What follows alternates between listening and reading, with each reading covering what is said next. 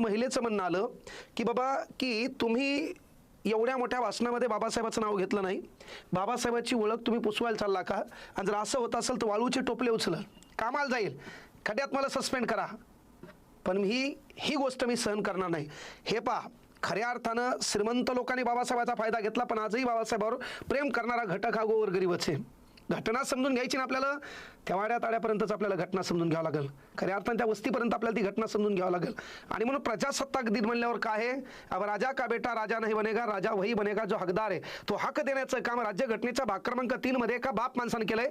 त्या बापाचं नाव आहे डॉक्टर बाबासाहेब आंबेडकर. आणि म्हणून प्रजासत्ताक दिनी तुम्ही गांधीजींचा फोटो लावा, नो डाऊट, पण बाजूला कोटामध्ये ग्वागोलर असणारा दिमागदार ॲटिट्यूडमध्ये बाबासाहेबांचा देखील फोटो लावा.